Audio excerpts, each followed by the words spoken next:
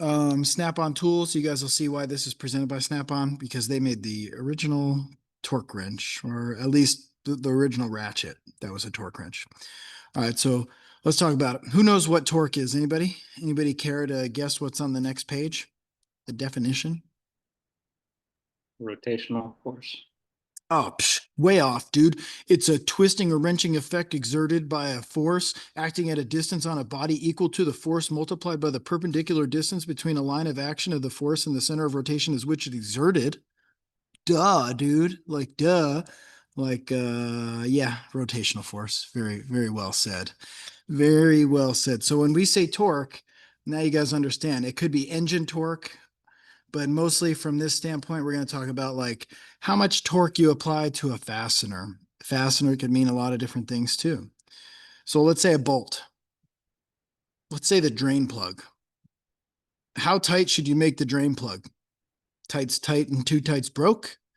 Good and tight. Snug it up. Hand tight. Finger tight. Torque to spec. Torque to spec. Yeah.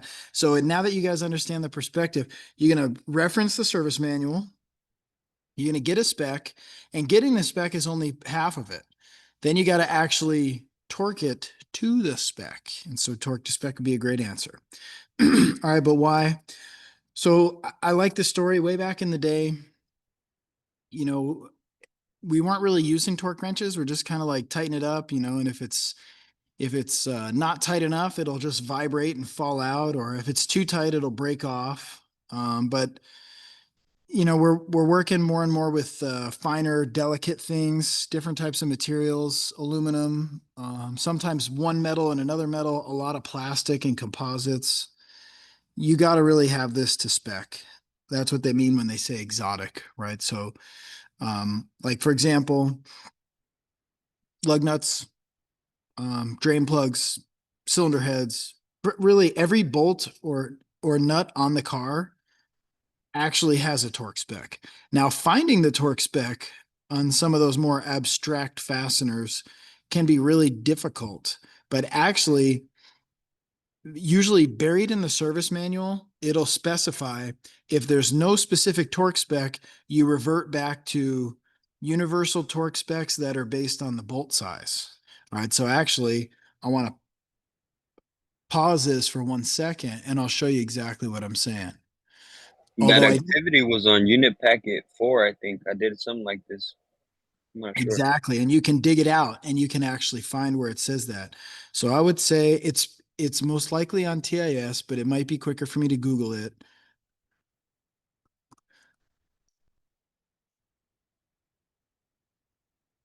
All right, so we could even potentially find a universal chart. All right, so if I were to open this up in a new page, oops, I didn't mean to actually click the link, but actually it looks like it's going to work probably fairly well. Let me see if I can pull this up. All right, an M6 by 1.0. That's actually a pretty common size. They're calling for 15 Newton meters. I was trying to get in foot pounds, but it's fine. You can still see. If it's an M8 by 125, 35 foot pounds. If it's an M10 by 1.5, well, it kind of depends on the size, but it could be somewhere 35, it could be 70, 62. So either way, 62 to 70 is a pretty small range, right? So this is just showing if you can tell the bolt size, you can actually come up with like a universal torque. But obviously you wouldn't do this if you can find the exact spec, okay? The point of that being every bolt on the car has a torque spec. It's just some are easier to find than others, okay? I'm the first one to admit that. Cool. So a brief history, and this is the part I kind of like. Archimedes came up with it. This came about in 1918. there's a little fella. I actually don't know what size he was, but I'm gonna say there was a little fella, and he worked for the New York City Water Department. Okay, this part is not necessarily true. It's based on a true story, but I had to change some things to make it fun. This little fella, Conrad, worked with a bunch of big, strong, Chongo gorillas and stuff. And so they'd, those big boys would go down in the sewer and they'd be bolting those pipes up, right? And those pipes would be a bunch of flanges, right? So it's like a flange with a bunch of bolts in it. So these big boys would go down there and they'd tighten it up. Now, some of you are bigger than others. Pick the biggest, strongest person in the class, send them down there and tighten up those bolts. Then you said Conrad down there and say, "Hey, Conrad, we need to change out that section of pipe, and you need to unbolt those bolts." Conrad gets down there, like, "Who the heck tightened this? Who tightened it?" Maybe let me think about my answer. Maybe my answer is, oh, let me think about this here. Let me have a look. Hugo, Hugo, did you tighten that up? Hugo, every time you work on it, it's way too tight. I can't get it loose and whatever. So Conrad Barr comes up with, we should have a wrench that measures how tight it is, because Hugo tight is way different than Conrad tight. Kind of makes sense. It's just the way it is. So they actually came up with the torque wrench, and the torque wrench is going to actually be a measurement. Like, this always reminds me of, I don't go to Starbucks for the record, but if you do, good for you. But when you go to Starbucks and they say, "Do you want sweetener?" Like, how much sweetener do you say? You want like a little or a lot, or like, how would you measure the amount of sweetener in your coffee? Packets. You could Pumps. measure it in packets. Packets are By standard, or pumps. pumps, Pumps. pumps, tablespoons. These are all standard. If you just say a lot of sugar, I don't know if you mean like a shovel full, like is a shovel full a lot, but like, see what I'm saying? So if there's no unit of measurement, you don't, a lot, tight is very vague, ambiguous, if you will. Sweet is very questionable, like how sweet, right? So they standardized it. Foot pounds. Hugo's foot pounds of 100 foot pounds is the same as Conrad's 100 foot pounds after they made this torque wrench. Cool. And that's why we really need to refer to the spec and use the torque wrench. If we refer to the manual and it says 76 foot pounds for lug nuts, and we use a torque wrench that's calibrated in good condition, we're tightening it exactly plus or minus 1 to 3% to the spec. So we can go to sleep at night, your head hits the pillow, and you're like, are those wheels going to fall off? Oh, no, wait. I looked up the spec and I torqued it to spec. Okay, makes sense. That's the type of sleep I want. I don't want to be like, well, I tightened it, but what if I was kind of weak that day? Or I tightened it, but I'm not exactly sure what the spec was. I just kind of guessed, right? So like the spec and the torque wrench make it so you could sleep well. That's your goal. Okay. And this all started with underground water repair school, sewer pipes or storm drains, or, sewer technically can mean a lot of different things. All right. So the click style has been a staple. So in 1938, they came up with the click style, and it's basically remained unchanged. Some of them are older looking than others. Like, I got a couple old ones. This is an older click style, and it's still works. It's kind of like a backup. I used to actually keep it in my truck, but then I thought about it. Banging around in the truck is probably not good for the calibration. I just don't really like the lock, how you turn it and lock it. It's a little, not my favorite, right? But they came way back in the day. And this is preferred over this. Okay. So this is good for some things, but this is going to be preferred. Cool. And then of course we'll get into more of the modern types in just a bit, but here's how it's expressed. Okay. Bolt length and weight units. So what? Both length and weight units. So what? Foot pounds. That's going to be our go-to. Feet is length, pounds is weight, or inch pounds. Now, what's the difference between foot pounds and inch pounds? Anybody know? What's the difference Inch between? pounds are usually like used on smaller fasteners. Yeah, it's a lot more precise. So like, if let's say I wanted to cut a piece of wood, I would probably call it out in inches, right? I wouldn't be like, cut that 2x4, 3 feet. You'd be like, 3 feet exactly? Like, do you mean 36 inches? So if it's to the nearest foot, that's a bigger scale. If it's to the nearest inch, that's a smaller scale. So when the bolt is smaller, it makes sense a lot of times to use inch pounds because it's a little more precise. Makes sense. Maybe you want, let's go with 18 inch pounds. How many foot pounds is that? And that'd be like 1.5. So you'd be like, is it 1.5 foot pounds or 1 foot pound or 2 foot pounds? It's just not exact enough. So use the inch pounds. All right. Now, who knows how many inches to a foot? 12. 12. 12 inch 12, pounds to 1 foot pound. So if I said 2 foot pounds, that's 24 inch pounds. 3 foot pounds is 36 inch 30. pounds. Makes sense. So if you got a spec in foot pounds, but you had your torque wrench that only did inch pounds, that's fine. You just do the calculation, no problem. You can switch back and forth. The nicer thing too, and we get into these digitals, and I do have my digital down here. Although I have the old digital, this is like the original Snap-on digital. The problem with this thing, it eats batteries up. So I take the batteries out to keep the corrosion from building up. But like this thing's cool because I can flip it between inch pounds, foot pounds, Newton meters, all in one torque wrench, right? So that's one of the positives of the digital. You don't have to do no math. You just push a button. And it's not that I can't do math, but I rely heavily on the calculator, and slowing down to run the calculator takes time, right? So if I can press a button and it speeds me up, that puts more money in my pocket. It's worth buying the digital. However, I'm not going to lie, the digital's a hassle because the batteries. The newer ones are a little bit better on battery life. Cool. But you can do the math. If you wanted to do foot pounds to Newton meters, honestly, I'd just Google that. Google will pull up a calculator and it's trustworthy. You can flip both ways back and forth. That's fine. Cool. All right. So there's the Question bolt. about the Go ahead. Shoot it. question about the the wrench. What is it called again? The correct term? Oh, a torque wrench? Oh, torque wrench. I always called Yeah. it just precise measurement. Okay. Yeah. I have one right now, but I don't store it at 0. My brother told me that you should always store it at 0. How true is that? That's absolutely true. It's actually covered later in the presentation. The reason why Oh, is because inside that torque wrench is a spring. And if you guys have seen springs and you leave a lot of weight on a spring, it'll start to like sag or okay. deform. Makes It, sense. it loses its tension. So you are supposed to turn Okay. them down. Now, Okay. I'll even pause on that. I'm going to bust out my other torque wrench. Cool. Cool. And by the way, these get stored in a case. So that's just a best practice.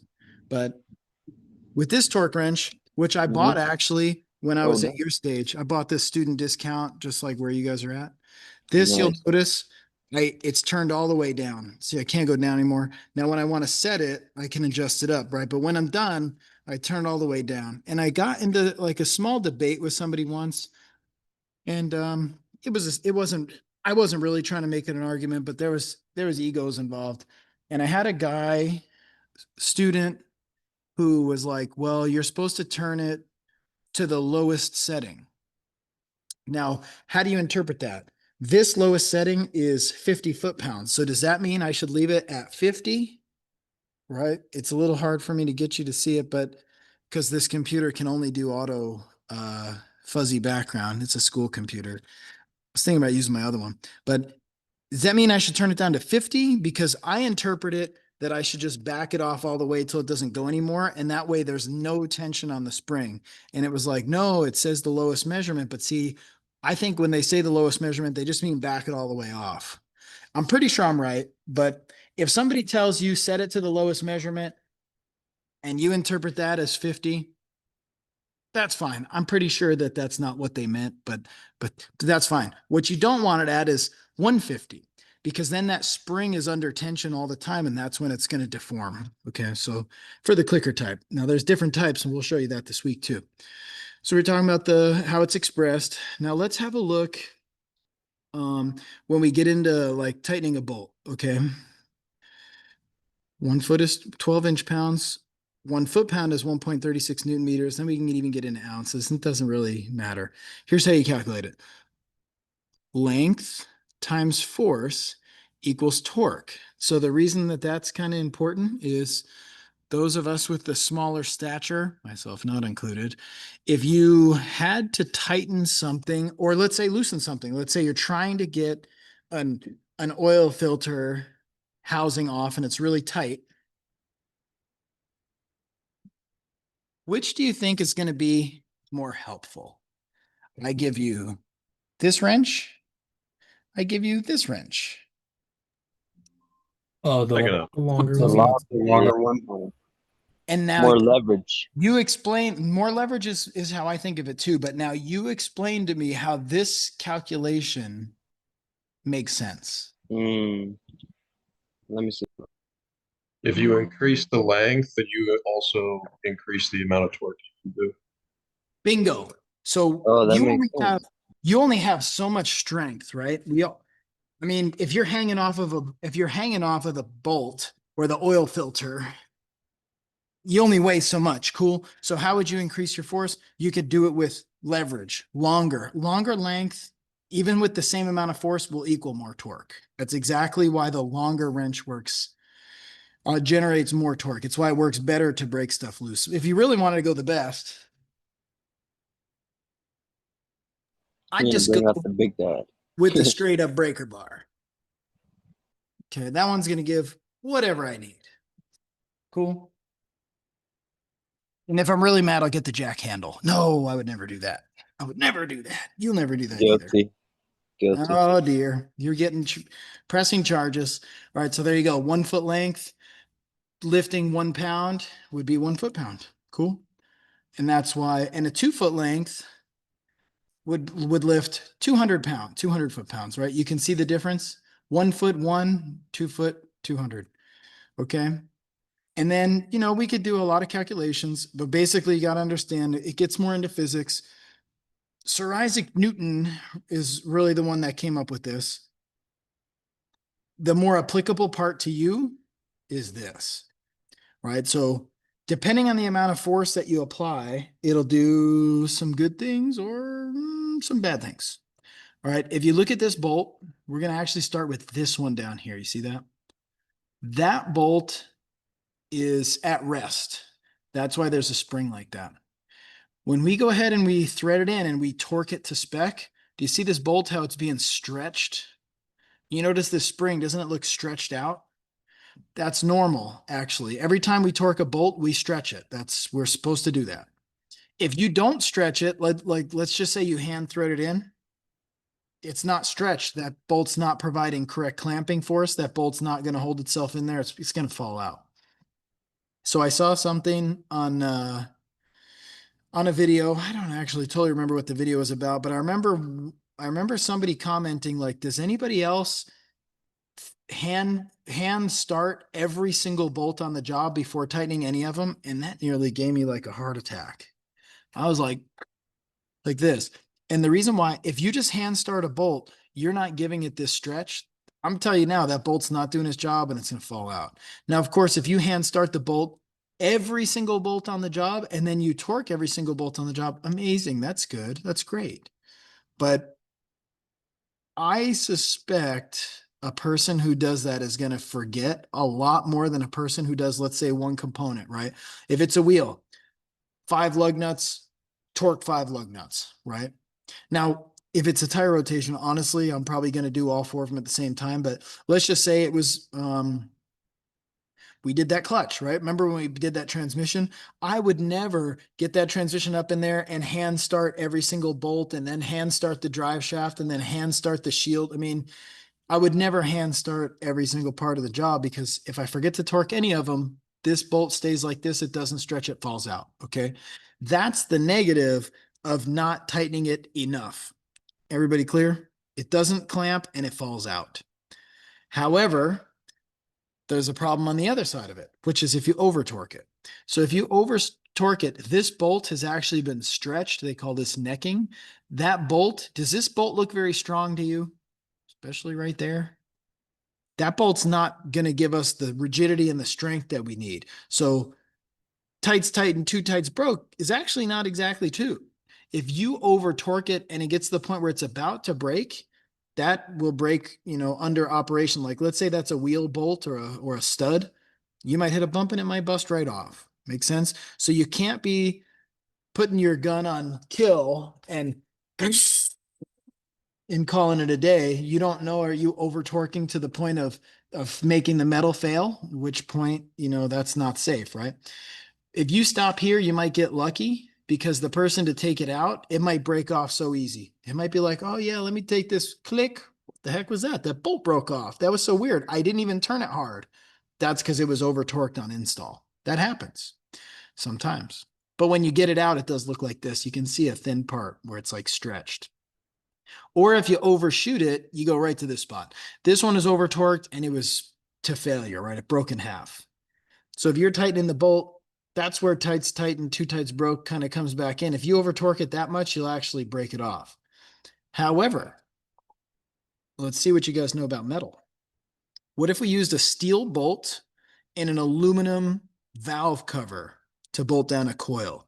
If you over torque it, you think that steel bolt's going to break? It's gonna No, it'll be the valve cover. strip Yeah, the the thread. valve cover is gonna strip. Yeah.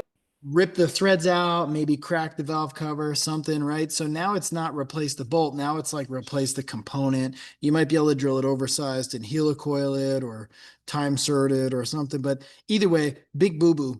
So we're not going to get that crazy into thread repair in this class. We are going to measure some bolts and precision measurement, but the main focus is going to be follow the procedures, torque it to spec, don't break stuff, okay? In your year 2, I'm going to let you break stuff because it's in engines. I purposely have you break stuff and then spend the whole entire day fixing the stuff that you broke so you really learn your lesson. But right now, we're not going to go there. All right. So just torque it to spec, know how to happen. Now, there's some good fun information you must know. When you're torquing a bolt, 45% of that torque goes toward this friction surface right here where the head of the bolt touches the part, valve cover, wheel with the lug nut, cylinder head with a cylinder head bolt, whatever, you name it, drain plug where it seats against the pan, right? 45% of that overcomes this friction right here. Another 45% of that is friction on the threads where it's metal to metal, right? Steel to aluminum or whatever. Does anybody know the total 45 plus 45? Where's the last 10%? That is actually going for stretch. So if you have 100 foot-pounds, about 45 of those foot-pounds is wasted here, 45 is wasted here, and that's fine. We know that. We design it like that. And then only 10% is actually going to stretch the bolt, okay? And that's why it's really important that we have, good condition bolts and stuff. So like, for example, if you had lug nuts that were rusty and nasty and dirty, they're actually going to, on the threads, they're actually going to take too much turning force to overcome that rusty, nasty stuff. And you're not going to get your 10% of stretch. All right. So this chart shows you if you had clean and lubed bolts, and let's say we go for 100 foot-pounds. See, there's your 100. If we apply 100 foot-pounds to clean and lubed bolts, we will generate a clamping force of almost 13,000. So a clamping force of almost 13,000 pounds. Now the engineers come up with the numbers that it needs. Like, so for example, 100 foot-pounds is a fairly common lug nut torque, but usually on domestics, right? So let's say that they said 100 foot-pounds. That's probably because they did calculations based on the vehicle's weight, based on the inertia. So like calculating how fast it can go and how tight it can turn and all this type of stuff. And they came up with 12,500 pounds of clamping force needed. Cool. Now that would be for one, and they have 5 lug nuts, or sometimes they have 6 or 8 or whatever, right? But the engineers came up with an actual number. Do the technicians come up with the number? Do you calculate it based on vehicle speed and weight and all these factors? And you come up with, oh, we need 12,500 pounds of clamping force. I don't do that. I don't know how to do that. I don't have the qualifications to do that. So if somebody asks me, hey, how tight should I make this? I'm tell you straight up, I don't know. Because I don't do the math. That's not my job. I really don't like math, which is part of the reason I'm not great at math. And that's part of the reason I didn't continue with a lot of schooling to be an engineer, right? I did a lot of schooling for technician stuff because I like that stuff better. That's just me, right? But I also don't pretend to be an engineer. Make sense? So if you ask me what a torque spec is, the only reason I'll give you an answer is if I looked it up and I knew. I never calculate a torque spec. It's just not what I did. It's not my expertise. Cool? It's not yours either. Nor is it the technician in the stall next to you. Okay, that's the lesson there. We don't do this. We look up the spec and then we execute. All right, so let's say we're supposed to do 100 foot-pounds so we can get our 12,500 or whatever. But the problem is the lug nuts are rusty and dirty and nasty and dry. If they're dry and nasty and you do 100 foot-pounds, how much clamping force might you get? 4,000. 4,000 is not enough. 4,000 may not hold that part correctly. If it's a cylinder head bolt, go ahead. 6,000? Either Is way, 4,000 to it's probably more 6,000? like 4. Yeah, 40, 200, 45, right around there. Definitely not 12,000 though. Would we agree? You're not getting nearly enough clamping force. So the torque spec is true, but it's assuming the threads on the nut and the bolt or the nut and the part or the bolt and the part or whatever are in good condition. Okay, they have to be in good condition. Who's ever heard this saying? A good cross thread will always hold. That was a lie. That was a lie. Okay, I've heard it. It's funny.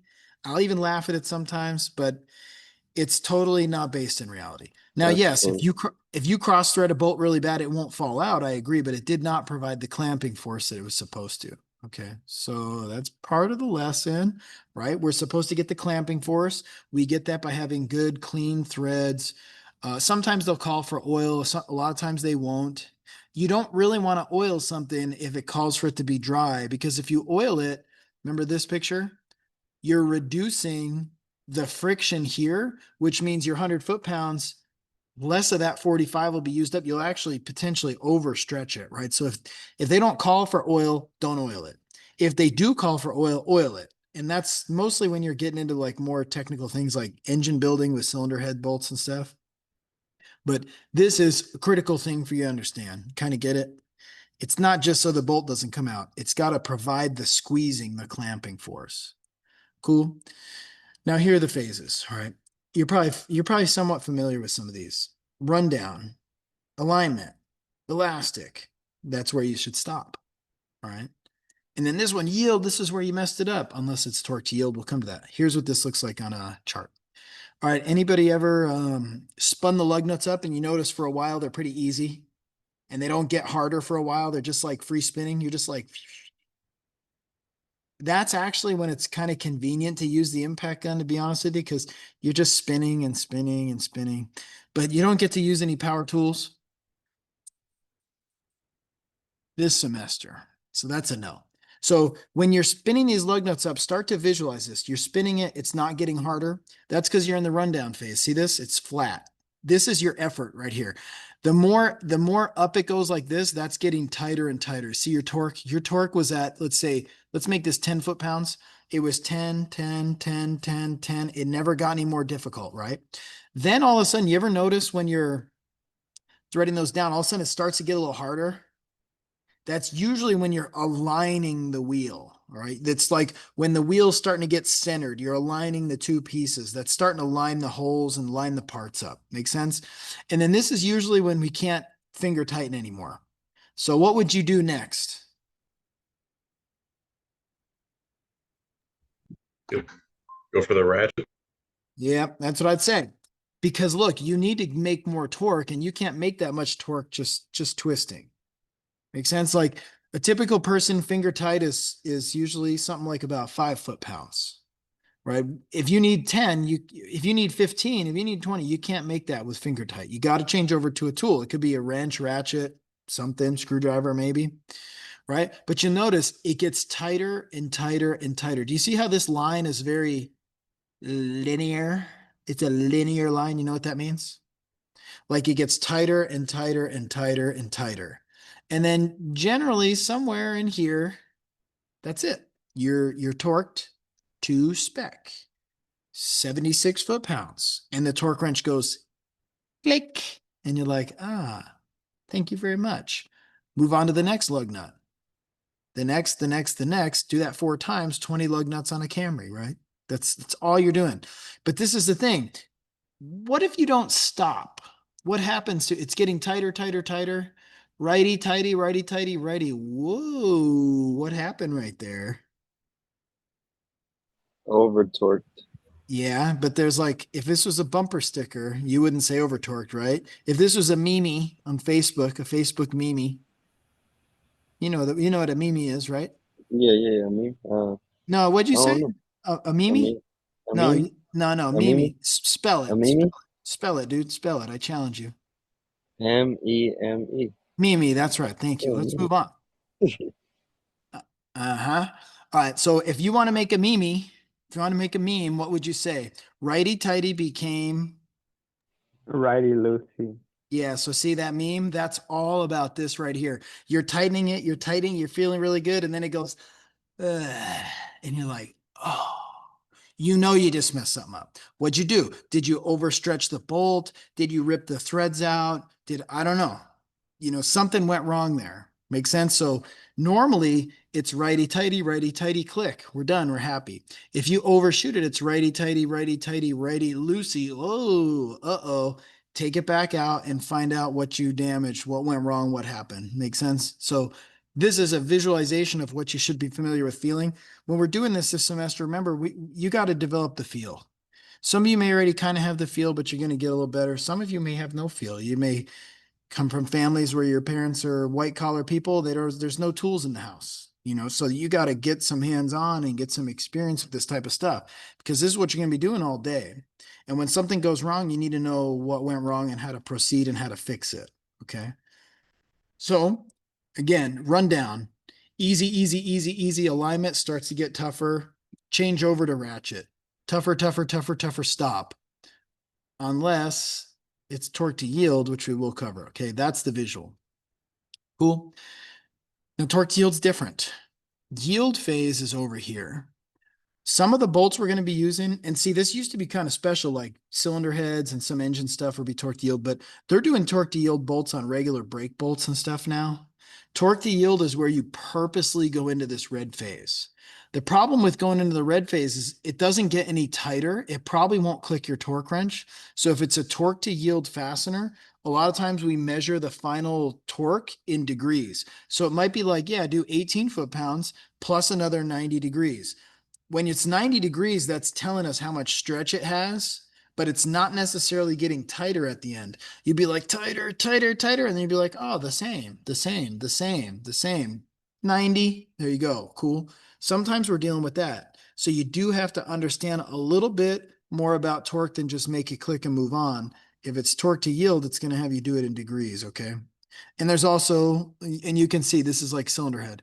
27 to 32 plus 90, loosen 360, 27 to 32 again, do another 90 and then another 90. And that's times 1, 2, 10 for the right head, 10 for the left head. You could spend an hour, maybe at least half hour, just doing the bolt torque on the cylinder heads on this, because there's 6 steps on 20 bolts.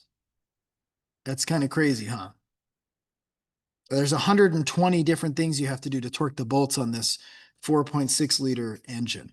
Cool. Are we trying to do heads right now? No. No. But do you understand, if you jumped in the service manual and you didn't really understand this, you'd be like, wait, it says torque it to 27 to 32, then 90, then loosen up, and then torque it again.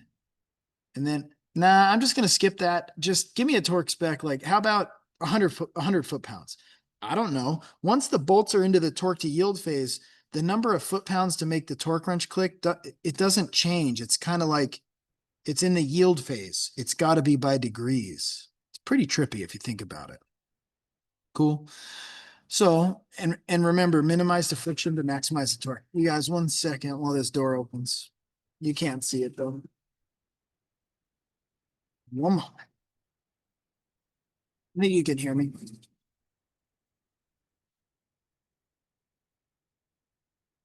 You didn't hear that though, huh?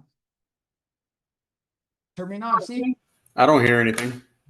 Oh, really? Cool. Yeah, no, I just hear you. Good. That was good because there was a whole bunch of noise here. Okay.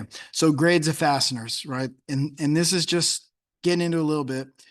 The bolt has a specific hardness. So that's part of the reason you can't always just go by like if it's an M8 by 1.25, the torque specs can vary because sometimes they'll have like a grade 2, which is kind of weak, or they might have a grade 5, or they might have a grade 8, right? So let's take a quick look at this. If there's no marks, which of these do you think it is? You get to match them. They're not in order. Grade 8 for sure. I don't know. I think Okay, how about this? 3 lines, 6 lines. I kind of think you might have to add 2 to the number of lines. What would you get if you had no lines? Grade 2. 2, All right, what grade if you had 2. 3? Grade 5. 5. Grade 2. Oh, okay. So yeah, that's how you do it. All right. That That's makes just sense. telling you the grade, like the hardness of the bolt. Okay. So just be aware. Usually we're not super worried about it, but in the case that a bolt gets damaged, you need to replace it. You really need to replace it with the correct grade. And putting grade 8 bolts in a grade 2 spot is not necessarily an upgrade. Sometimes we want softer bolts, like with an exhaust that vibrates. We may want a grade 5. You don't want to put a grade 8 because then it's too rigid right there and it can tend to break the bolt. Right? Harder is less flexible. Cool. And then, what grade do you think this bolt is? It's considered a hex cap screw. I actually don't remember this. I think I do. Grade 2, maybe. Ah, it's an 8 plus. I thought it might have been 5. All right. And then when we're doing this sequence, now you guys can see on a lug nut 1, 2, 3, 4, 5. 1, 2, 3, 4, 5. Guess what? This week, you guys are all going to be doing tire rotations. 4, 2, 5, 3, 1 is not it. You don't do it how the clock does it. Make sense? You're trying to always go across. That way you're drawing it down straight. You have to keep that in mind. If it was a 6 lug, it'd be more like straight across, almost across, straight across, almost across, straight across. Okay, Brian, go ahead. Does the like? I know you said like do it in a star pattern, but like, could you start with number 3, then go to 4, 5, 1, and 2, or do you Yeah, like you always could. have to go like? No, you could just you got to know what you're doing. So if you start at 3, just don't forget to go back to 1. Makes sense. So people will tend to start at 1. If you draw a star, you tend to kind of have some muscle memory on how that pattern is. That makes most sense. But technically, you could do like a 4, 5, 1, 2, 3 if you want. You can do kind of whichever, but don't forget them though, right? And then when we get in person, I'll show you some of the tips and tricks to not leave a lug nut loose and have a wheel fall off. That'd be preferred. All right. So we'll go over some of those specified tips and tricks. Okay. All right, and then different types of torque wrenches. If it's a click type, hold it in the center of the grip. When you get to approaching that torque, you got to anticipate the click, right? If you're going super fast, by the time you feel the click, you overshot it, right? So remember that chart, it gets tighter, tighter, tighter, tighter, click. You shouldn't be like, click, because you already may be into the torque to yield curve. Makes sense? So as you're torquing it, slow it down, anticipate it. You should start to have an idea of what the torque should feel like. If it's 76 foot-pounds, then you should be like, I'm getting close, slow down. Now you don't have to go super slow the whole time. You want to go fast until you know it's in the ballpark, right? Then slow down and click. Who likes to do click, click? Who does click, click? Second click is over torqued. I'll bet you every dollar I got in my pocket. And let's see. Yeah, a lot of shops. It's worth betting. A lot of shops don't let you do double, or they tell you to not do double click because they overcharge it. Exactly. So we could do an experiment. If somebody does a single click and a double click and we come back through with the digital torque wrench, we can actually measure exactly when it starts to turn. And you'll notice the second click is almost always over. So it's sort of like wasting time and making it worse. I would do 1 click. That's my recommendation. Now, if you do double clicks and you want to do double clicks at work, cool. But while you're in the shop, I have a say. If I catch you double clicking, I'm going to come over and you're going to do push-ups for every single foot-pound you over torque it. All right. And that's per lug nut. And if you've done 20 lug nuts, we're all going to be watching somebody do some push-ups. All right. And so we'll do some fun experiments. And I'm never going to be mad, but I'll call you out. I'll prove it to you too. I won't just tell you do it how I said. I'll prove to you that why you're doing it's wrong. All right. And then when we're using a torque wrench, let's say the torque wrench goes from 10 to 100 foot-pounds. If the torque spec is 100, it's not that you can't use that torque wrench, but the sweet spot would be like between 30 foot-pounds and 80, or like between 30% of the torque and 80. So you remember how I showed you that 1/2 inch torque wrench a second ago? Does anybody remember the lowest reading? 50. Yeah, so if the spec is 50, that's not really the best torque wrench to use. I should probably downsize. If the spec is 60, again, it's not really the best torque wrench. If the spec is 75, 80, 90, 100, that's a great torque wrench. And that torque wrench is mostly what I use for lug nuts and stuff, right? So you sort of want it towards the middle of the range of the torque wrench for the highest level of accuracy. Cool. And then the thing too is that some of these torque wrenches are foot-pounds only. That one I had. Let's have a look. Only foot-pounds.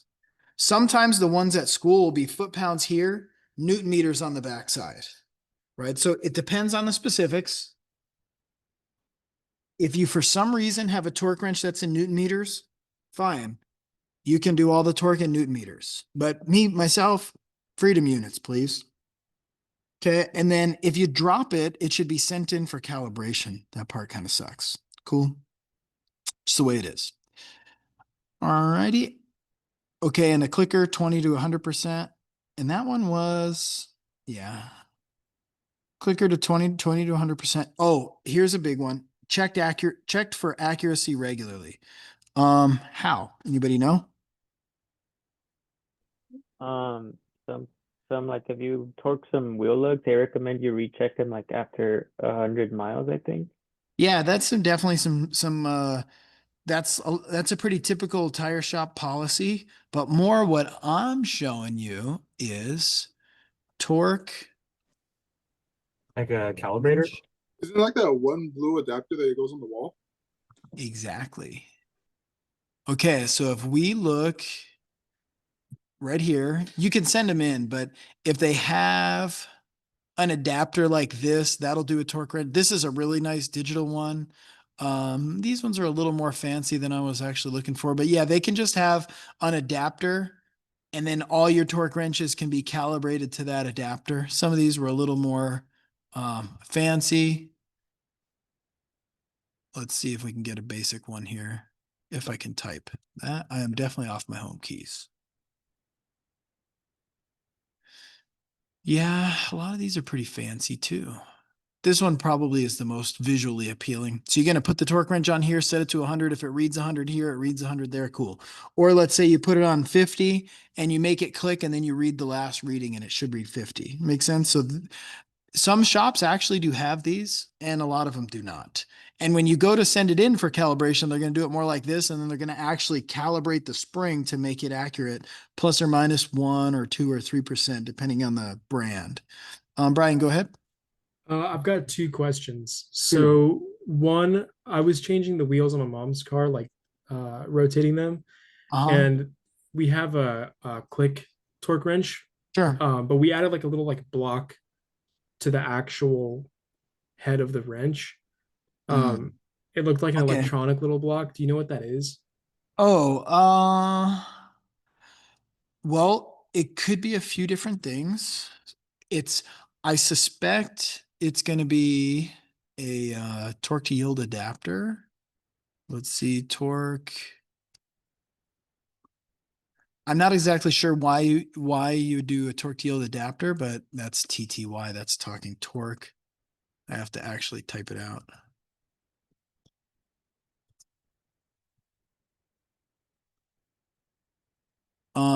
They do have stuff like this where it's 3/8 drive in and 3/8 drive out, and that can actually measure degrees. And sometimes you can even get those to measure torque. So if you use an adapter that's for torque to yield, it can measure degrees. But if you're using like a torque adapter, this can actually measure your foot-pounds.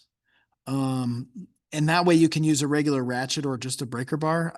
I'm guessing on that one. Like this one, for example, I've seen this. This one's a decent one. you could put this one on 200 Newton meters. And then if you turn it with a breaker bar, this will read 200. Or you could put it on angle. And if you need to go 90, like I have a torque to yield down there, but like I said, the batteries are always dead. So, and I'll put batteries in it right now. And the next time I use it, they'll be dead. So it just gets old. But with this one, you can set 90 degrees. And as you turn it, it would count from 0, 10, 20, 30, 40, 50, 60, 70, 80, 85, 86, 87, 88, 89. And you can get exactly 90 or whatever the spec is. I'm suspecting it was an adapter for either, probably for torque. There's no reason you torque to yield bolts, wheel lug nuts. My And best then guess. for the other question I had too, how would you tell when a torque wrench is out of calibration? And that's kind of the problem. So I keep it in the case. I turn it down all the way, and I'm mostly sure that it's in calibration, but the only way to really know is to get one of those torque wrench calibration tools and test it. And that should be done fairly regularly. And if it's not accurate, that's when you should send the torque wrench in to be calibrated. So we can make this about tools just a bit. Snap-on sells great tools. They are warranty for life, such as this flex socket impact, excellent, such as this illustrious and often missing 10 millimeter. However, torque wrenches don't carry a lifetime warranty for calibration. If you want to calibrate it, you have to pay for that. I was gonna say for some dealers, I know our dealer at Toyota Orange, Yeah. we have a calibration to check the calibration on the torque wrenches to see if it works. So we just have it on the wall. Exactly. Look, that's a big plus, a really big bonus. Sometimes you guys are going to be promoted to the shop foreman. And honestly, if you want to improve the quality of work, a technician's not going to buy a torque wrench calibration station. But if you were to say, hey, I'm the foreman now, I think we should invest $800 in a torque wrench calibration station, and then show all your lube techs, line techs, everybody, hey, put your torque wrench on here and make sure it's accurate. That'd be a great thing to have. But a lot of dealers don't have them. But it's cool that Orange does. Definitely like that. Cool. Now, what do you think this means? Should never be used in a breakaway situation. To loosen something up? Yeah, that's what it's Yeah. saying. Don't be using that for loosening. That's specific. That's a calibrated precision instrument. It's a torque wrench, not a torque hammer, not a breaker bar, not a torque self-defense weapon. You know, like it's a stinking dang torque wrench. Take good care of it. Keep it in the plastic, and that's gonna help it last longer before it's out of calibration. Kind of makes sense. So treat it right. Should always be stored at its lowest setting. How you interpret that, I don't know. I'm saying turned all the way down. I'm really confident I'm right, but if you want to set it to whatever the lowest number is, exactly at that number, fine. But I'm saying there's a little bit of tension on the spring at that number. I want to back it all the way down so it's loosey-loosey. Okay. Oh, and sometimes they should be cycled. So sometimes what that means is like you would set it to the torque, and a lot of times just like make it click and then actually start to use it. Sometimes that first click can be a little funky. And sometimes people would interpret that as like you'll go a little bit over, go a little bit under, and then land right at the 76 or whatever. But it's not really an issue with these typically. Don't use it in excess of its capacity. There's the beam. Cool. Can be calibrated. That's the biggest negative. Okay, the digital. Ooh, highly accurate. Treat it as a precision instrument. So in other words, go ahead, leave it outside in the driveway overnight when it rains. I mean, how that works out for you. Brian, go ahead.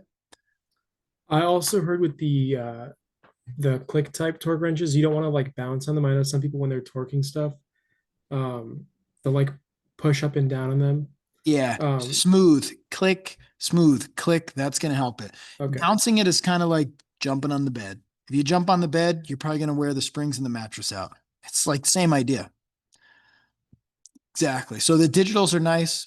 And you got to know they're all calling for pulling right from this area where the grip is. Don't choke up here. That's going to affect your reading. Don't exceed the capacity, don't expose to moisture. And it's kind of cool because you can flip between foot pounds, inch pounds, Newton meters. Don't use cheater bars, kind of, etc. So again, there's positives and negatives of each. The digital is a really cool one. I'll make one more plug for the digital. If you get the digital like I have, this can do, well, it does a few things. It beeps when you're at the torque. It vibrates when you're at the torque, so you get haptic feedback, but also whatever your number is, when you pull the torque wrench away, it'll flash your highest reading right there. So if you're shooting for 76 foot-pounds on the Camry tire rotation, and you're like, yeah, I stopped right when it beeped, but you were going fast, and you pull it away and it's reading 89, it's because you overshot it, right? The click type can't give you that feedback. The digital can. So you go ahead with a digital and you try that double click thing, click, click, and then you look at that digital and you'll be like, whoa, I way overshot that, right? So these tend to give you a little bit nicer feedback. And the other thing is, if you have to get into torque to yield, which you don't if you're doing wheels and oil changes, but even if you get into brakes, you might. If you get into engines, you definitely will. You'll need torque to yield measuring equipment. So you can buy that little adapter, or if you get the nice digital one, it's called the Snap-on Tech Angle, or they have Matco makes one. Precision Instruments got a nice torque wrench, but it's not digital. You want one that can do torque to yield, because you can go real quickly from, let's say, like 20 foot-pounds to 90 degrees. You'll do 20 foot-pounds, beep, and then you'll press one button, it'll pull up 90 degrees, and then you can go the additional 90, right? And that's really nice when you're into engine work or something. The click types can't do any of that. Okay. Pretty cool. All right. So that's torque. If you guys got any questions about torque, go ahead and give me some feedback. But let me hijack you for what you could or can or maybe should or shouldn't buy. What Precision. about split beam torque wrenches? Aha. Look at the screen. I'm about to pull up the split beam. This Cool. is the Amazon price. This is a great torque wrench. There's a couple negatives. You can't loosen anything at all. The positive, they're accurate. It's a little bit hard to get them really fine tuned though. Like if you look on the scale, let's see right here, you could tell 150 pretty easy. You could tell 200 or whatever. But if you're trying to get like 76, it's a bit of a guess, but there's a couple benefits of these. And you notice that arrow, it'll only tighten. You can't loosen anything. The main benefit of one of these is pretty simple. You don't have to turn it down when you're done. So if you set it to 76 and you're doing 76 all day long, you can leave it set to 76. The way this works is a little bit different. You're not putting that spring under tension. So these are nice for just lug nuts. This is going to be the number one. I would say this is the number one. If you want to do more work like cylinder heads and stuff, I'd probably go clicker or digital. But I don't know that I'd get a digital and be using your $750 Snap-on digital torque wrench to do lug nuts all day. Okay, I just don't think I'd use it like that. I would probably get one of these. Now, Precision Instruments is the original supplier for this. So if you look at this, Precision Instruments is here. Let's go with split beam torque wrench. Let's see what other imitations we got. That looks like a knockoff Precision Instruments. Tecton, I've heard different things. I've heard that Tecton may contract out Precision Instruments to make their torque wrench. And I'm not totally sure about that, but that looks a lot like the Precision Instruments. It also looks a lot like that Hechen China one though too. So I'm not exactly sure, but it looks a lot like that. But the Precision Instruments makes the tool for Snap-on, Mac, Matco. Here's a gear wrench one. I actually don't know if Gear Wrench makes theirs or they have them made. I genuinely have no idea. You can get this Tecton quarter, half, and 3/8, $165. I don't think they're bad. I don't think they're great, but they're definitely better than trying to get Harbor Freight. Tecton's a company that you can get some discounts from, right? So if we just looked at torque wrenches, cool. Let's just for the heck of it do a Snap-on split beam. If you look at this tool, oh, that's the icon. See, they're trying to get business. If you look, that's the 3/8. we want 1/2 inch. Take a look at that. Sure, I'll bite. Oh, that's not the snap-on one. Okay, I do want to find the genuine snap-on one because I want you to notice something. Does that not look like exactly what we were just looking at? So that's what I'm saying. If you want the snap-on one, cool, get the snap-on one. But I'm just letting you know, Precision Instruments made it. You're buying a Precision Instruments one. All right, how about Matco split beam torque wrench? Huh, take a look at that. Wait a minute. For real? That's the same thing. Like I said, Precision Instruments made it.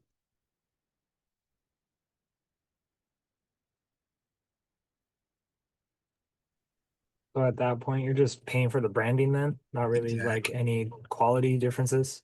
Exactly. All right. You see how these are all identical? So, you guys should get whatever the best deal is.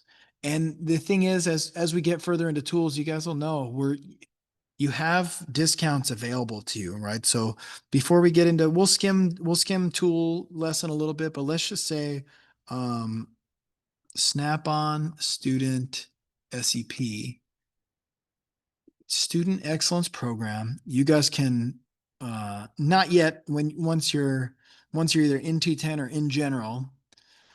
I'm gonna reject all these cookies. I don't want Snap-on all over me. They're gonna just try to market to me, custom market to me, right? But if you wanted the student program, you get signed up for it, you're eligible. There's all sorts of stuff. You're typically getting 50, 55, and sometimes even 60% off. I don't think that they'll let us really browse much right now, but I do periodically get emails from them. So if I were to search Snap-on real quick, I don't know why my calendar's up. I don't want my calendar. I want my email. Okay, let's just see, because they do like hot deals and stuff like that. Let's see. Let me just get you. Is the student discount only for online orders? Okay, I'm gonna clarify that, but first I want to show you this. This was like a really special deal. I'm gonna set as full screen, but I need to pull this over here. How do I get this over? Let me exit that. I'm gonna have to pull my whole email over, which is fine. Okay, so like this. Check this out. This set right here, cordless ratchet, 1/4 inch, cordless ratchet, 3/8, same batteries, cordless light, cordless hood light that stretches across the hood, 1/4 inch extensions, 3/8 extensions, 3/8 swivel, a 3/8 swivel socket set, a 1/4 inch swivel socket set, and the chargers, 2 chargers, was $750. That was like a $3,000 set. And so once in a while they do some specials. So, while I'd say you should do economical, tool shopping, once in a while, some of these big tool companies give students a really big hookup. They did a student deal on them because they had like a very small inventory of them, and they've gone to a newer style impact and battery. Ratchet. So they're not the brushless ones. So like, hey, we got like 500 of these non-brushless sets. Let's make a deal. And they could have sold them to the tool trucks and they could have sold them, but instead they offered them to students for that price. So we bought all 500 of them in the student program pretty quick. Like at least 10 people from the previous cohort got on this deal. You guys weren't here quite yet. Right. So that's an example of a pretty cool deal. Now I'll answer that previous question that we just had. How do you get the deal? You have to go through the Snap-on Excellence program. The tool truck can't buy the stuff for what the deal you're going to get on it. So the second you roll up on the truck, and you'd love to support your truck, right? Because when a tool breaks, those are the people who are going to help you out get it replaced. All right. But when you want to get the deal because you're a student, they can't even come close to the deals you can get, right? They just can't. That set right there that was 750 for you, the tool truck's probably going to pay 1,000 and sell it for 3. You're going to pay 750. You can't possibly get a better deal on the tool truck. They're paying more than you. And they still have to make some money. They got to put some fuel in that truck. And they're kind of hungry. They want to eat, right? So they have to mark it up. Cool. So there's this program and there's instructions on how to do this in the class. And Matco has their own. Okay, so here's the Matco student program. It looks like, actually, you know what? I think I did have that account. I don't have the Snap-on one, but let's just say we want torque wrench. Here's the split beam. Oof, that's definitely gone up. That hurts a little bit. But yeah, if we go to the split beam, I don't think that we can see the student price until it's in the cart. So this is the retail price. You see that price. Oh, yeah. I don't think I can see the price because I guess I don't exactly understand why I wouldn't see it. Let's see if it's in the cart. I think it's going to show full rip. Yeah, that definitely didn't go through right. If you're logged in right for the student program, you'll get very, very different prices. So for example, maybe that torque wrench isn't part of it. I kind of think it is though, but they'll give you their price right on here when you have the account made up. It's also possible my account's no longer valid. That's pretty nice set.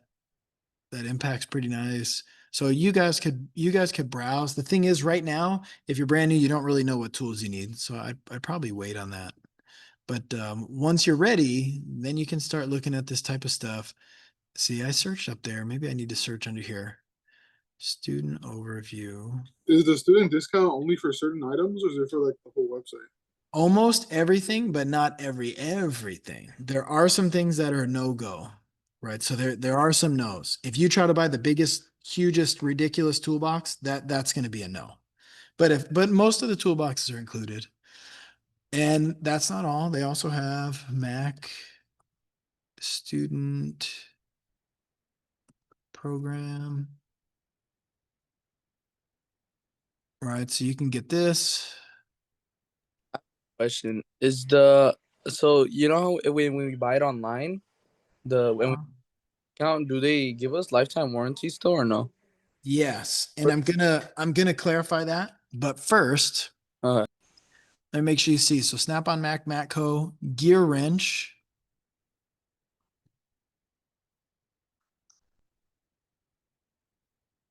Has their own program. And you can see they've got some pretty cool stuff listed right here.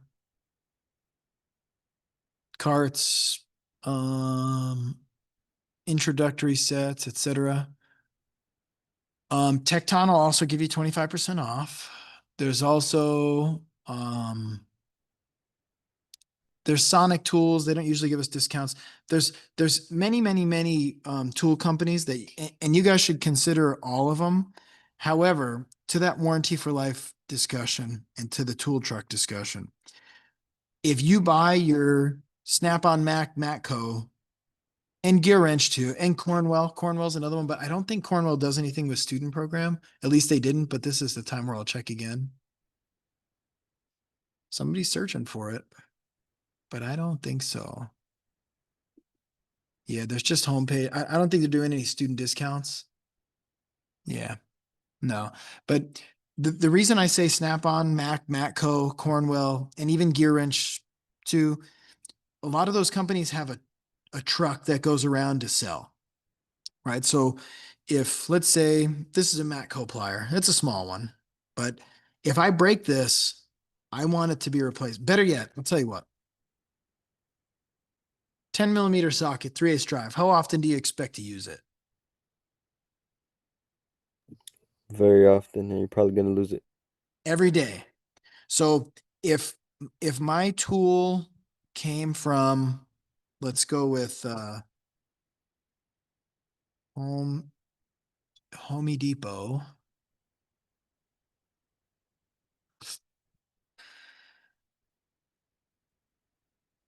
Now, and I'm not totally sure what their status is. Home Depot says that the Husky tools are warranty for life, but I don't exactly know what that means. I can tell you that I had a rake and I broke it and I brought it in and they're like, yeah, that's warranty, but you got to go get one. And then they didn't have it. And then they're like, you can get a different one. And they just ended up refunding me for it. And I bought a totally different brand. Okay. So it's a little questionable warranty wise, but you could jump on a Husky set like this and that comes with a bunch of stuff. If you break the 10 millimeter Husky tool and you need it that day, what are you going to do? Ask the next person right next. Probably. So you could go to home. You could be like, hey boss, I got to clock out and go to Home Depot so I can finish this job. That's not real professional, right? Or you can ask the tech next and be like, hey dude, I broke a 10 millimeter. Can I borrow yours? And they'll be like, man, you're buying those cheap Husky tools. Like you're annoying me. You see what I'm saying? So in a lot of ways, on a tool that you're going to use all the time, it makes the most sense to buy the best quality you can because that's going to hold up your day if it breaks. Cool. So if you break a Snap-on, Matco, Cornwell, gear wrench, those are generally considered pretty top of the line. Maybe Snap-ons, maybe the most top of the line. But if you break one of those, like nobody's got anything to say. But if you break a Husky, if you break a Pittsburgh, don't you be asking to borrow nothing. I'm going to tell you, well, you should have known. Pittsburgh, that's not for work. Pittsburgh for home and trash and the garbage and recycling. That's where those go. Now, with that being said, I'll pick on you a bit.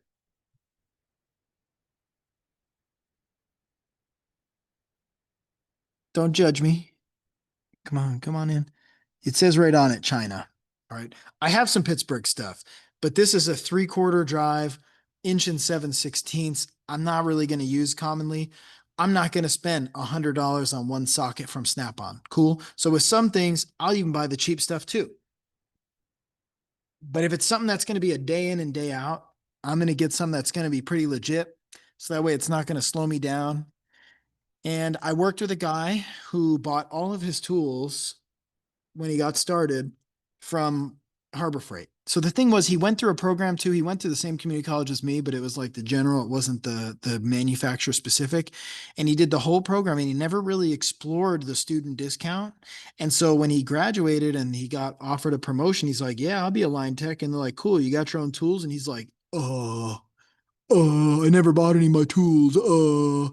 So he just rolled over to Harbor Freight with his credit card and was just like swipe, swipe, swipe, swipe, swipe, swipe. He got like a big old Harbor Freight Pittsburgh set. And I know he had it in a Waterloo toolbox. I'll even show you that I'm not lying. I think it was I don't remember if he ordered the box online. I think he might have ordered the box online. No, it wasn't a Waterloo. Whatever. It was all cheap stuff. But however, to his credit, it got him started as a line tech. Remember how we showed you the line tech money is a lot more. You can make thousands of dollars more a month as a line tech than a lube tech, right? So I still would have done what he had done. However, it would have been smarter if while he was in school to take advantage of those discounts, right? Because the Harbor Freight's cheap and the Snap-on Matco gear wrench is pretty expensive. But if you're getting it 50 to 60% off and it's going to last you your life, I would say it's worth it. Right. And Craftsman used to be a decent brand. It's still okay, but Craftsman is more US made. And if your Craftsman tools broke, do you guys know how you get them replaced? Gotta call that in. I've had to replace Craftsman before. Yeah, so it used to be you roll up to Sears and you're just like, hey, Sears, here's this broken tool. And they're like, yeah, I have one. I have some Craftsman stuff and I had it warranted at Sears. Does anyone know what Sears is? Does anyone not know what Sears is? What's They're there? gone. It's gone. I mean, that's like an old school department store. It'd be at the mall. Of all the stores in the mall, my wife worked at the mall when we were kids. So when she worked at J.C. Penney, if I had to go to the mall to see her, but it was like not quite her break time, like you'd catch me at Sears. Sears was the only store I could do at the mall. Like that was it. Like you aren't gonna catch me in any of these other like what are the other ones? Macy's and stuff. No. Sears, they got riding lawnmowers. They got screwdrivers and wrenches and stuff. Like Sears is fine, but they're kind of gone. So now if you need a replacement Craftsman, you can try Lowe's, but Lowe's doesn't carry a ton of the Sears stuff. And yeah, like you're saying, if they don't have it, you can order it or whatever. So sometimes the tools you buy have to do with the deal, and sometimes the tools you buy have to do with the warranty, and sometimes it depends on where you work. So if you guys are working and you know that you have a Snap-on truck, but the Mac and Matco doesn't show up, I wouldn't buy Mac and Matco. Whatever truck shows up is probably what I'm going to try to buy, but I'm not going to buy it from the truck. I'm going to buy it on student discount. I'm going to try to save as much money as I possibly can. So that's a thing to consider. Now, let's say we talked a little bit about Tecton. Let's say you buy a Tecton tool. Look at these. Hey, these are warranties. You could get all this type of stuff. Look at all that. Ooh, that's nice. All right. If you break a Tecton tool, what do you think you do with it? It's warranty for life. How? You have to email them. Yeah, you email them, you send them a picture of the broken tool, and they'll mail you a tool. And actually, that's not horrible if it's pretty quick. What do you guys think about Gear Wrench? You guys have seen their stuff, but I mean, if you break a gear wrench tool, how do you think you get your replacement? Let's say you break this ratchet in half. Boom, gear wrench 92, break it in half. Same thing. Go on the app, take a picture. Matter of fact, I have one that was warranted. This one was a little bit annoying, but it's not horrible. Right here and here. All right. I got 2 gear wrenches. Gear wrench being the brand of the ratcheting wrench. Okay, this one you can see. Look at the head. Ready? See that thing? This had a little lock right here. These are my favorite ones. You could actually do a thumb lock. I could put it any position I want and lock it. Okay. I broke the lock. So I said, hey, I'm ready for my replacement gear wrench. And they said, oh, that number right there, discontinued. Instead, you can have this one. What's the difference? It doesn't have the lock, but it's a non-locking flex head. So I was kind of bummed out, like, really, you discontinued it, but they can all discontinue stuff. But I took them a picture of this broken one and they mailed me this one, and it was there within like less than a week. Less than a week's not bad. Now, if you compare that to this one with the non-broken piece, see how this, I can lock and unlock this. That's a nice piece right there. I like that. I think Gear Wrench has the nicest gear wrenches. All right. And if I need to get a replacement and it only takes, a couple days, I'd probably rather go with one of the companies like Tecton or Gear Wrench where they mail you the tools than Snap-on, Mac, Matco, Cornwell who show up. Now there is a gear wrench truck. It's pretty rare, but there are, or even Cornwell, right? So my first recommendation is if you get the student discount and you buy it off of one of the trucks that show up and your tool breaks, how easy is it for you to get your replacement tool? Tool guy comes in, says, hey, how's everybody doing? What you need? And you're like, hey, buddy, look at this broken piece of crap, buddy. Give me a new one. And they take it and they go to the truck and they bring them out. Here's your new stuff, right? It's hard to beat that. However, they're not always run as well as they used to be honest. So you might be like, hey, this is broken. Like, oh, we got to order that. And then you're waiting a couple weeks and then you also got to wait for them to come back. And then sometimes they don't show up. So like the tool truck's not all it used to be. It's not as nice as it used to be, but that's a thing to consider. Now, if you're buying stuff and it's not really breaking, who cares? It's not a big deal. So if you're doing stuff at home and you're not really using your tools hard all day, every day, you're probably not going to break stuff. You may be like, oh yeah, Husky tools and Cobalt tools and whatever. It's fine. But if you're going to do day in and day out every day for your career, trust me, you're going to break some stuff. So what's your plan to get it fixed? What's your plan to get it warranted? What's your plan, et cetera. Now, you want to know how good all their warranties are? Lose a tool and see what's covered. Anybody know what happens if you lose it? It's not covered. No, nothing's covered. You lose the tool, that's on you. Now that sucks when you buy a Snap-on socket and it's $20, $30 and you lose it. It doesn't matter. You got to buy another one. Right. And so there's that. But if you don't lose them and you can get them warranted and, stuff, it's a one-time cost. There's no ongoing cost. It may be cheaper than if you got a Harbor Freight one and you write off how much time you've lost having to go get it replaced and gas and stuff. Unless you live right next door to Harbor Freight, they- in which case just roll over there. Do they Mhm. keep track of your purchases, or do you just like show up with like a socket, be like, hey, it's broken, swap it out for a new one?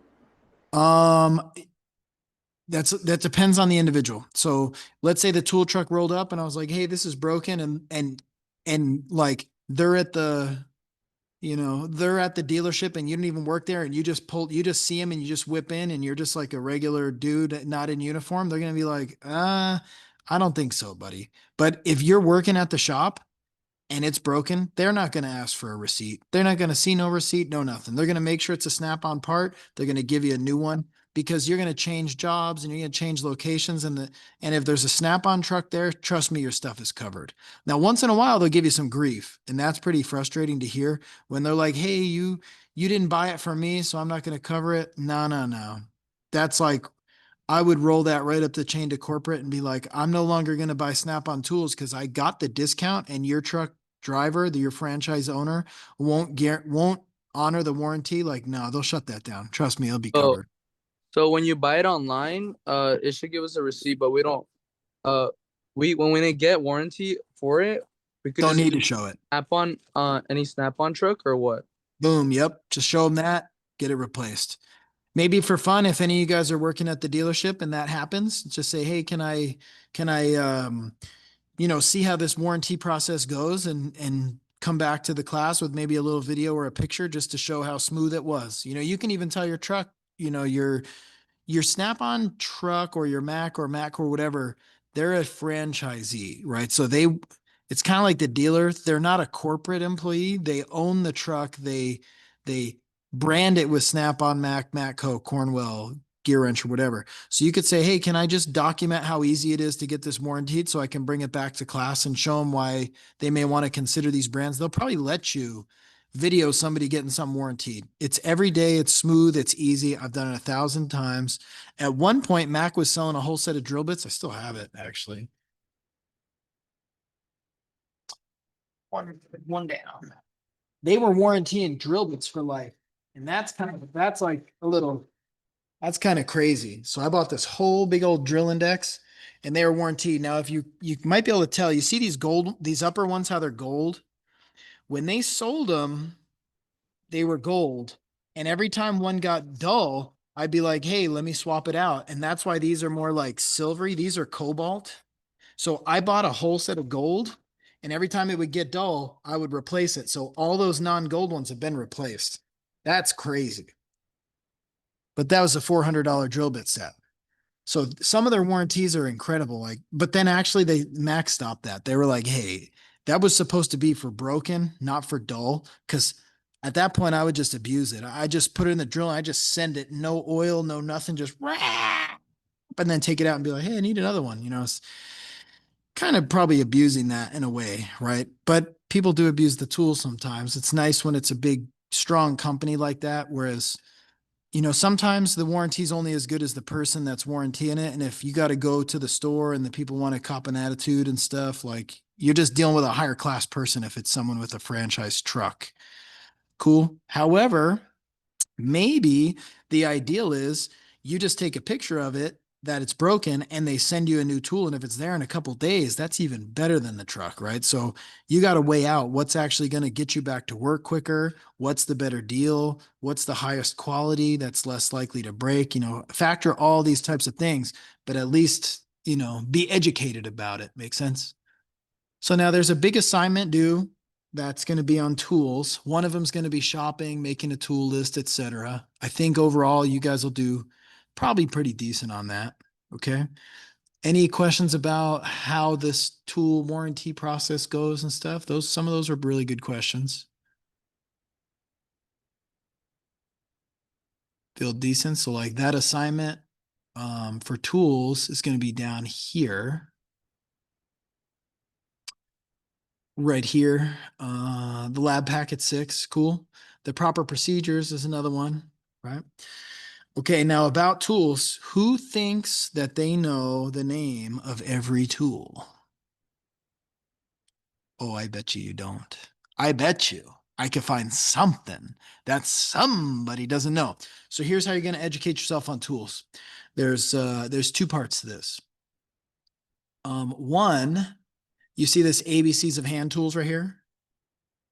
That is, you're going to laugh, but that's your first reading assignment. There's a chapter two. The chapter's all right, and the chapter covers different tools and stuff. But like the ABCs of hand tools is some old Disney cartoon stuff. All right, you see this?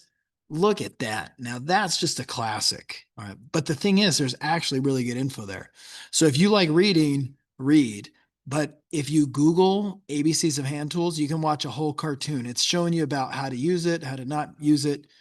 You see this guy right here? That's Primitive Pete. That's my uncle. Oh, it is? Your Uncle Pete? Don't be a Primitive Pete right there. So this is showing you like a very overview of how to not use a hammer, how to use a hammer, different types of screwdrivers, the stuff that can go wrong, right? Like this is where you really start if you don't understand tools. And if you do understand tools, this is still where you start. All right. So this is one of your reading assignments. Cool.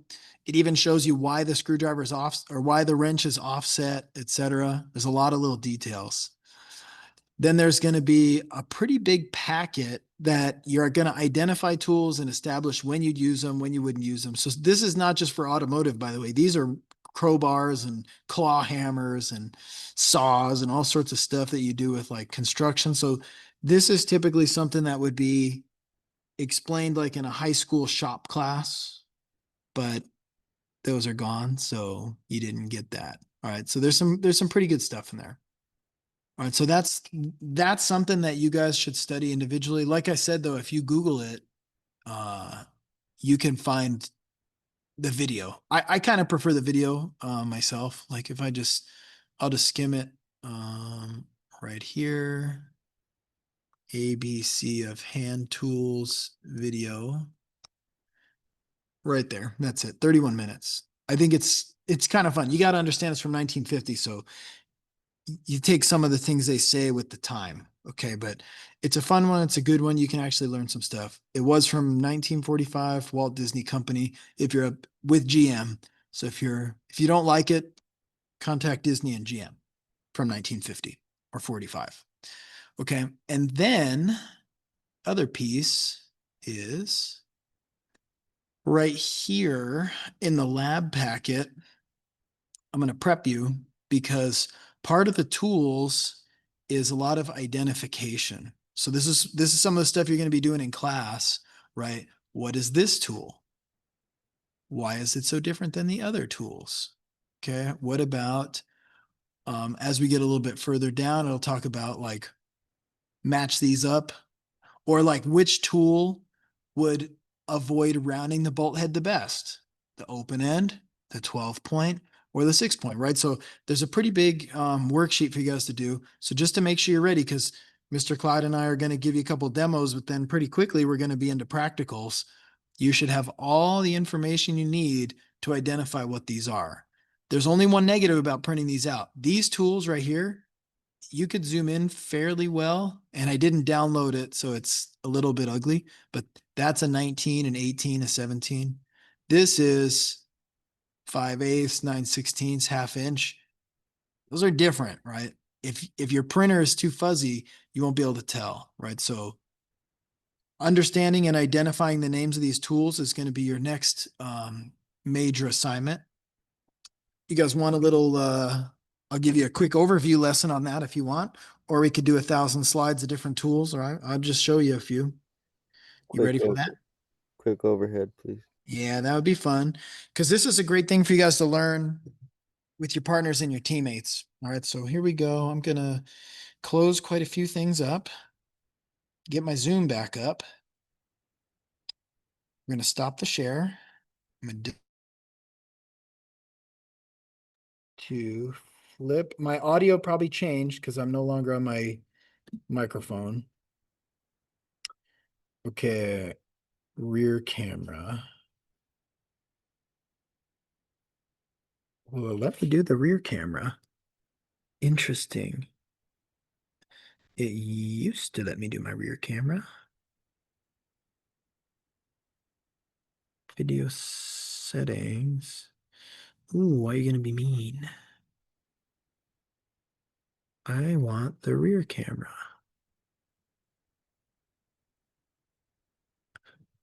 Huh.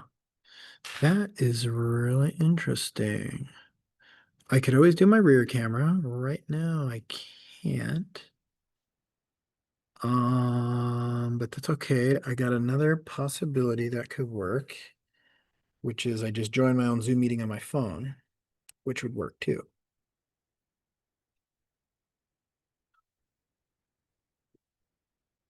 Okay, here we go. It's mad because I'm on twice. That's okay. Okay, here we go. Meetings. What's a crow's foot? Exactly. All right, sound might get a little bit weird. Okay.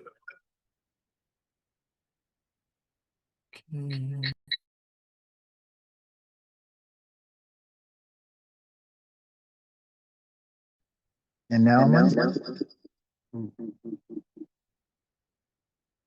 I got to turn volume down all the way. And then I'm gonna flip camera. Okay, now you can see, right? There you are. Yeah. Which works better, this way or the other way? Same? That way. I think Probably the horizontal would be better. horizontal for sure. Got it. Here we go. Oh, Top drawer is where I keep my sockets. So let's go over some stuff. All right, and you can make fun of me if you think I have OCD. I'm fine with that.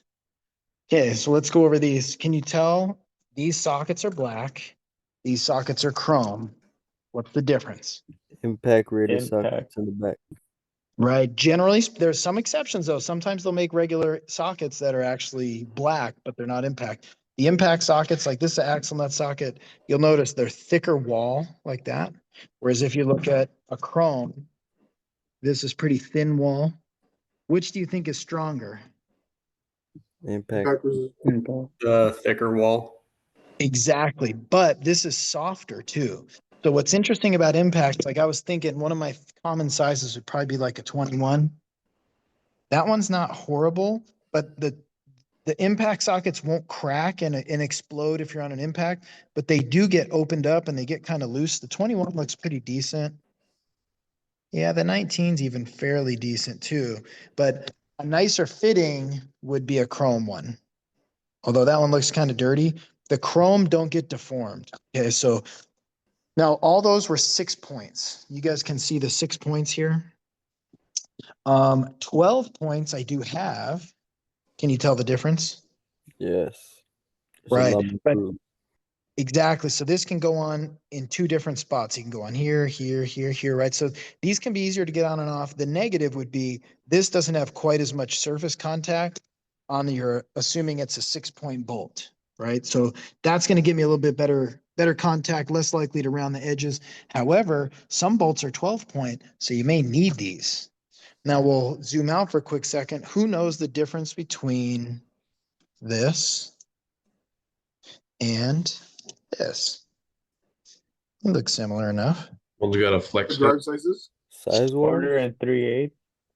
True. So this is a quarter. This is 1/4 inch.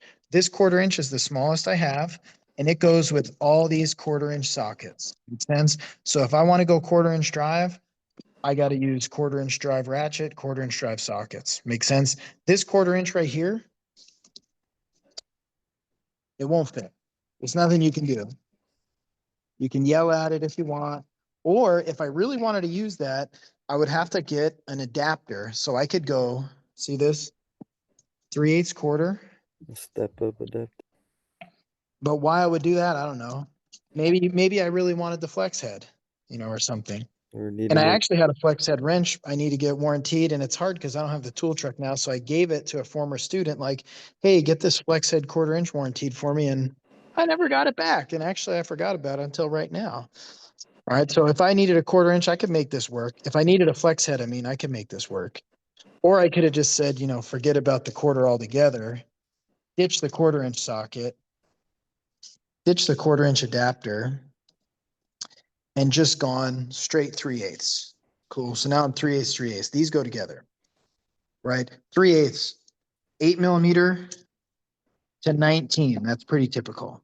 Makes sense. 1/4 inch. We're starting down at a 5.5, which actually I have out. I need to put this back. 5.5 millimeter. I can't get as low as a 5.5 with the 3/8. They're just, I don't have that set up. Cool. I can go up as high as a 15, I believe on this, 14 or 15. 15. So I can go to a 15. If I need bigger than that, I gotta move up to 3/8. 3/8 will take me up to 19. What if the bolt's a 21? Go to 1/2 inch. Yeah, I'm gonna have to go to 1/2 inch. So I could do 1/2 inch chrome, but a lot of times I'll just go to 1/2 inch impact. Sometimes I like the impact. Once in a while, I'll need the chrome, so I have some limited chrome. Part of the reason I didn't buy a whole ton of 1/2 inch chrome is they're pretty expensive. And if these get the job done, I'm just not gonna spend a ton of money on the 1/2 inch chrome when the 1/2 inch impact work okay. And I definitely need the 1/2 inch impact for the impact gun, right? So if we were to do an overview, I start with my 1/4 inch. Anybody know what tool brand this is? SK? You guys ever heard of SK? No. They used to be really popular back in the day. They're still around. You can buy them. We had another tool truck at my first dealer who sold SK stuff. So I was like, let me look at the set. Why I love this set was it was metric, it was standard, it was in a lid that I could close. And when I was first starting out, I didn't have two sets. I'd bring it to work, I'd bring it home, I'd bring it to work. I'd be working at work and then I'd bring it home and do all my own little projects and side stuff, right? So I love the SK set. I have an SK 1/4. I have a 3/8, but now that I have more than enough tools, I actually started keeping the 3/8 in my truck. So you guys saw my truck last week. Under the seat, now I'm telling you, so if it goes missing, I know it was you. Under the seat, there's a 3/8 SK set. It's all closed up. So if my truck breaks, I could pull it out from under the seat and it's all there, right? And then it was similar with the 1/2 inch. The SK stuff was pretty nice. This I have, that 24 I actually lost. I know exactly where I lost it and I haven't replaced it because if I need a 24, I got a 24, but came with a swivel. Swivel is a cool little detail. Part of the reason I liked it too was it was 12 point. I don't normally need 12 point, but if I do, at least I have 10 to 19 to 24 in 12 points. So that served me pretty well. And then what do you think the main use is? You think you're going to use 1/4 inch more or 1/2 inch more or 3/8 more? 3/8, pretty probably. common. Now you know why my 3/8 is snap on, because I broke a lot of SK stuff. And then it was sort of like, you know what? I could probably justify an upgrade. So I bought the snap on 3/8 because I was breaking things all the time. Cool. And I bought a different organizer so I can get at them quick, right? So 8, if I need a 14, I'll pull it like this. Now in my old toolbox, this is a little too tall, so I cut the tops off. So you can't read the upper numbers. You can read the lower ones, but I like to keep it organized. And then what do you think the difference between this is and this is? Give you a clue. Metric and standard. Metric. Yes. Right. You guys may have no use for the standard, but when I started, I was running into some standard stuff. So remember how I told you I bought a SK3A set? Well, I did. And I took all the standard out and I put it on rails in here. So that SK starter set I got is still my number one standard set. It's just for the metric, because I rarely use those. You can see, I mean, some of these are like brand new. That just tells you, I mean, in fact, I'm not sure that one's ever been used, and I've owned this since I was, I think, 16 or 17. Don't most European cars have standard sockets to use? No. Nope. Everything you're gonna see is gonna have metric unless it's an American or like a English, and that would probably be 80s or older. So if it's a 55 Chevy, standard. If it's a 76 Ford, standard. If it's a 97 GMC, no, metric. If it's a 2005 Buick, metric. So like, even when I started, there'd be occasionally, like if you look my 9/16 has definitely been used. And so, and probably actually the reason I use that is probably because I broke my 14 and I started using 9/16 because they're so close. But some of this stuff is really unused. I'm not sure if I was in your shoes, I would even buy standard, but it depends on what you're going to work on. If you want to work on cool American, European, like not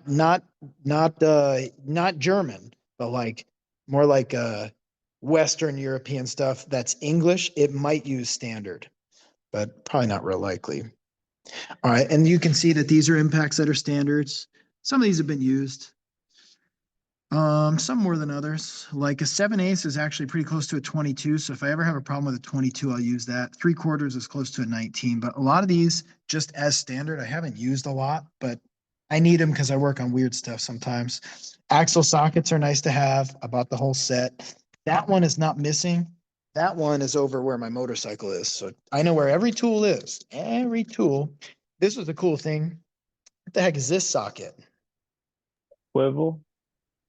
It's a swivel spark plug socket. Oh, So I got 1/2 inch swivel impacts. I got 3/8 swivel impacts shallow, 3/8 swivel deep, 1/4 inch, not swivel, but universal. See how they're a different design? It's not a ball and socket. It's a universal. So these are not strong, but you can get into some really cool spots, which is why I got them in quarter. What brand is that one? This is also SK. I remember these. Hmm. Yeah, because I was getting a really good deal on the SK stuff back in the day, and I took pretty good advantage of my student discount. I spent like about $5,000, but you're not going to buy every tool you need when you're as a student. So then I started buying other stuff. Like for example, these are Sunex. Sunex makes actually some of the sockets for some of the companies, but my Sunex have been good. So I've used this socket. I don't think I've ever replaced it either. This is a 22. I was using this on Chevys for years and years and years. My 21, you see, these are still in pretty good shape. Snap-on Matco sockets are really good. Sunex was like 1/4 of the price, and they're old. And trust me, they've been used. But they don't make swivels, so I did get the Snap-on swivel impacts. And some of these, like I believe these I bought on OfferUp, or I think it was before OfferUp. I think I got these on like Craig's. I might have got them on eBay, and there was a couple broken ones. So when I got them and the Snap-on guy was there, I had the broken ones replaced, and now I got a nice Snap-on set without paying big retail. And I think I did the same with these and these because the swivels are really expensive. Like this is probably 500 right here, just from 8 to 19, and it doesn't even have every size. So it adds up. And then it got, you guys know what these are? The extended bars. Yeah, extensions we'd normally call it. These ones are a little special because they have a wobble on the end, or I can push it on further to the straight part and that makes it a regular extension. But they discontinued those. I broke one and they gave me this and I was like, oh, no, not that one. They gave me, see this one? This one's just a wobble, which allows when I put let me grab a 3/8. Let's go with like the 10 just cause I'll put it on after. See, when I click this on, you notice how it's like sloppy. Well, that helps me get just a little bit of an angle. So I like the wobble. But the thing is, it's always a wobble. It kind of sucks because the old ones, before they discontinued them, and I heard they came back, but I'm not sure. Let me go with like this one. These, if I put it on there, it's a wobble, but if I push it further, it's a straight. So these were cool, but they're either discontinued or maybe they're back, but they definitely were discontinued at one point. Cool. So that's extension sockets. Now, what the heck's going on here? What do you want to call these? Drill bits. torque bit. Oh, Not, they don't look like Torx. Oh, they're They're Allen. hex, right? Yeah. This is Torx. This is Hex or Allen. You can call it either one. Allen actually was a tool brand. So if I look at this one, this is a 10 mm Allen socket. Different than an Allen wrench, which I'll show you. And this side is standard. So this, I believe, is a 3/8. 3/8. And that was a Matco set. Matco did a special on that, and boom, I jumped on it. Cool. And then the Torx I have are Mac. You notice this one's missing. That was one of the things that I broke and I gave to the student saying, hey, I think it was a Matco ratchet, flex head, and and this is a Mac. Well, I broke it. These are tamper proof. That's why it's got the hole in there. They tend to be weaker, but I can get into anything, even if it's supposed to be tamper proof or tamper resistant. So Torx is like a star, but if you call it a star, you're acting like a homeowner. If you're a professional technician, this is Torx, Torx. Torque If bit? this is, yeah, Torx, not just torque, Torx, What Torque. right? about the E sockets up there? There you go. So if it's external Torx, it looks like this. See, it's exactly the opposite of a Torx. You definitely want to get some E-Torx. I believe I bought these separate, but now they're making a pretty nice set with like tamper-proof Torx, non-tamper-proof Torx. Like this is a non-tamper-proof Torx right here. And then the E-Torx all as a set's a good idea. Now check this out. You might be surprised. Yeah, that's a Mac one, but you might be really surprised at this. Look at this. This was the first Torx set I bought, and it's a T30, I think. That's how you size it. Oh yeah, this is look at that brand. You ever seen something like that? I Nope. got it at Walmart. I bought it at I've seen that. Walmart, all right? Yeah. I've come clean with you. Now you know it's a T50. My first Torx set came from Walmart. And then when I was exploding these Stanleys, like the 55 I definitely killed and the 45 I killed. The T50 didn't get that much use. I was like, I can't be running Stanley. I did buy a few Stanley things, but they just didn't hold up, right? So I'm speaking from firsthand. Some of the more high-end stuff will last. Some of this Walmart stuff won't last. The SK's actually been pretty good stuff, but I have had some of these warranted before. Now I'm not even sure how to warranty it. I wouldn't tell anyone to buy SK because I don't know how you get it replaced if it breaks. But I still like their stuff. And then for these were Sunex as well. And this one was straight off of Amazon. The reason I have it, it's 14, 12-point spark plug socket because somebody needed me to work on a Mini Cooper. And I was like, if I'm going to work on a Mini Cooper and I'm going to spend $50 on the socket, it's not worth it. So I'm just going to buy a super cheap one. That's where that one came from. And that's where it's going to live. And then different ratchets, Snap-on Flex, Mac. These are kind of old, but like back in the day when I was in school, all the ones that have this type of handle, that's what I was buying on student discount because that was hot. Like this was the coolest handle back in the day. Now it's outdated, but I don't care. I like the breaker bar. Here is a crow's foot. So let's go with the 19 crow's foot. This is either I have 19 seen or that before. I just didn't know the correct term. Yep, that's a crow's foot. Yeah, And so I've some seen of this, you got to know the name. So if you need something, you can be like, hey, can I borrow a crow's foot? You can't be like, hey, can I borrow the thing? The chingy thingy? You know what I'm saying? Need the name. So the crow's foot's cool. You'll see on the packet. If I need to get on an AC line or a power steering line or something, this crow's foot would be really good. You can get them in sneaky spots. You can even put an extension on it and use a ratchet. They're nice to have. This was a sensor socket set, and you'll notice something like this is customized. This is a O2 sensor socket, and I couldn't get it into a manifold. So I actually, you see what I did, right? See how I made this thinner wall? Yeah, you shaved it down, you grinded it? But didn't I compromise the strength? Yeah, you did. Yeah, but I don't care. I needed to get the job done. All right. So if Definitely. that breaks and I get hurt, I got nobody to blame, but I'm just saying what I did.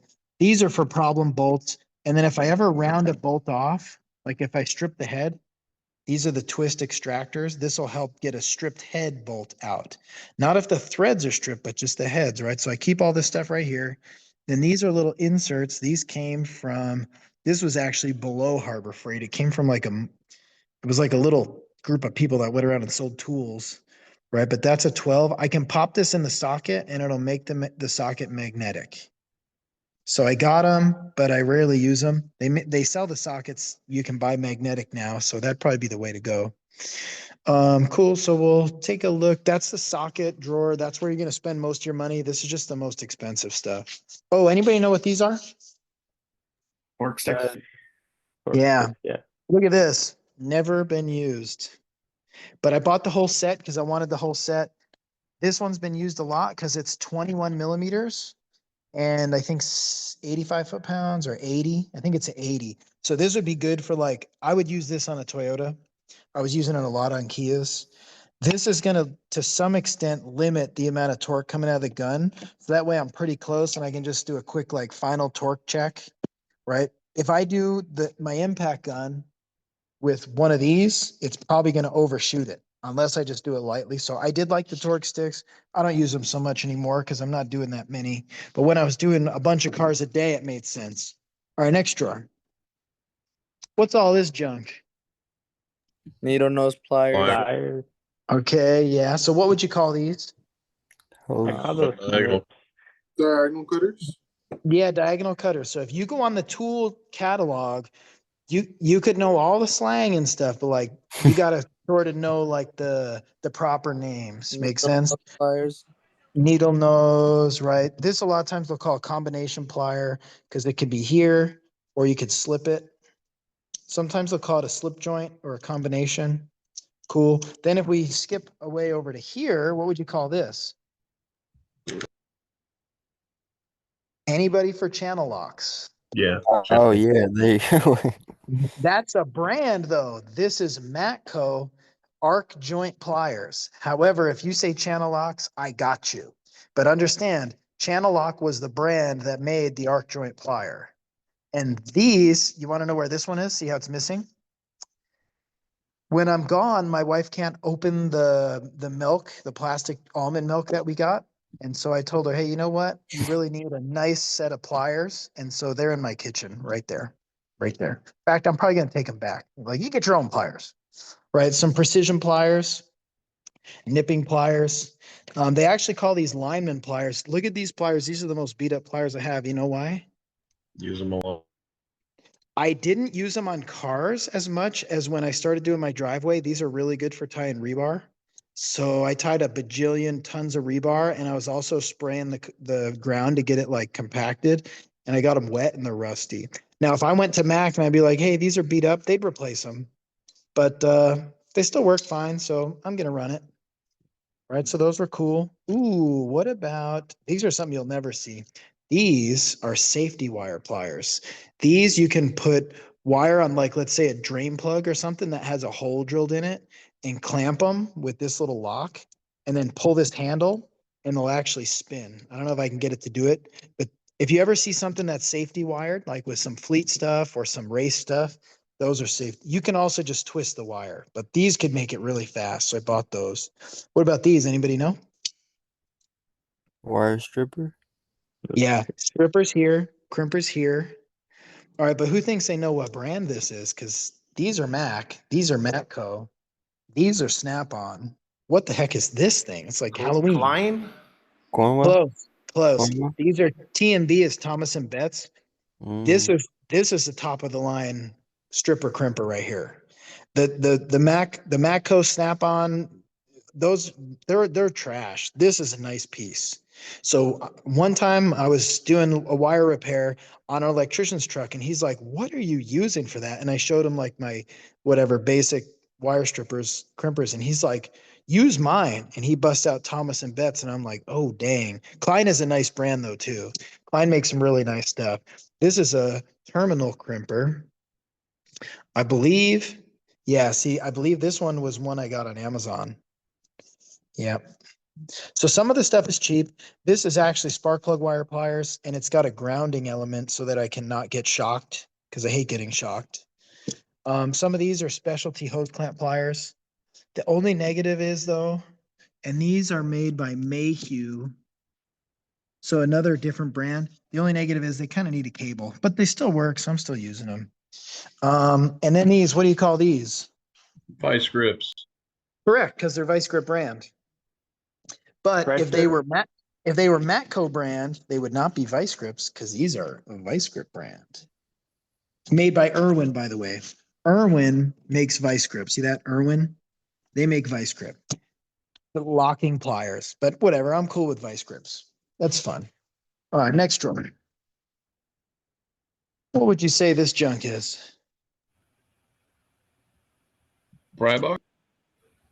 Definitely some pry bars, some other things. Oh, I just saw the. All right, screwdrivers. I just saw the time, so I'll hustle it up. Precision screwdrivers. This was a big SK set. Torx drivers. My nicer screwdriver set, this was kind of my beater set that I'll occasionally hit with a hammer, but I keep the tips on these really nice. And these ones are here, they're just over there. These, what do you think about this? What are those for? Allen head screwdriver? Like a Yeah, Rounded exactly. tip Allen. socket screwdriver? Yeah, the reason I liked it though, look at that drive on there. I could put a 1/4 inch wrench on it and really break stuff Oh, that's loose, but then I amazing. could make it pretty fast. This was kind of a janky brand, Easy Red, but they're warranty for life. I just don't know where I'd get them warranted anymore. Yeah, pry bars, gasket scrapers, hook, precision ratchet set, really small. More kind of like screwdriver bits, but I don't really use the screwdriver. Files, picks, most of which have been replaced. Some pocket screwdrivers, courtesy of O'Reilly's, and also freebie Snap-on stuff. This is not warranty for life. Trim tools, cool. Lots of stuff. How about wrenches, adjustables, long double box end, offset, pretty cool. Line wrenches or flare nut wrenches, Allen's, but not Allen sockets, but Allen wrenches or keys. Allen wrench sometimes. All my metric wrenches, all my standard wrenches. Remember, I told you I shopped at Walmart. Stanley, I bought them when I was a kid, and you know what?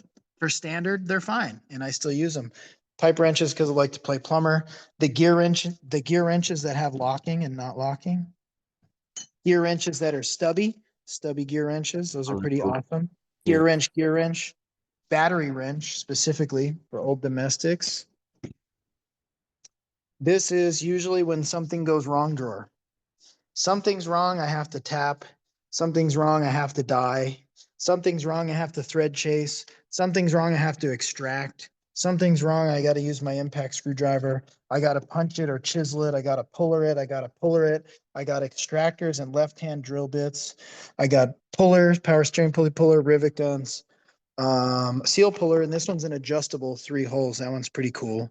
I forgot who made this one, but that's the thing. I'll buy the stuff like that's Astro. I'll buy the stuff from whatever the best deal is. Hole saws, big drill bits, only if something gets really messed up, right? So I'm always looking for the deal that's gonna make the most sense. And then a lot of hammers, one of which is broken in half. So I should get that fixed. But I gotta catch the Snap-on guy. That's the thing. They will warranty this because it's Snap-on. Even some body hammers, air tools, air hammer, 1/4 inch air ratchet. Pretty cool pickle fork that you can chuck right into a air hammer. Air Which are drill. better, air or battery? Back in my day, air was the only option. Battery was junk. But the battery stuff's pretty nice. But the air hammer is the ticket. A battery powered hammer is no, I'm not impressed. And this is my first one and I killed it. All right. This is a low profile right hand drill. And I've got some right hand drill bits in another drawer, a cutoff wheel. Here's my right hand small drill bits. These are really cool. These are stubbies. The reason I have this is if I break something off in a really tight spot, I can get it to be really short and sneak it out of there, like an exhaust manifold or something. Yeah, that's I'm real cool. buying stuff. I need an air file. And then my bottom drawer catches a lot of stuff. Torque wrenches and cases. A big old scary adjustable wrench if I work on a custom made wrench. This is actually how I tightened down my house to its foundation. I custom made that one. And that was fun. It didn't get a torque spec, puller set, brake pad stuff, big 3/4 drive. So like, look at the size of some of that, just in case. Cool. And then of course, when I drop my bolts, here's my magnet. Just keep it magneted there. So that's a little overview of some of the stuff we got to cover, you guys. So hopefully it's been pretty fun. Lots of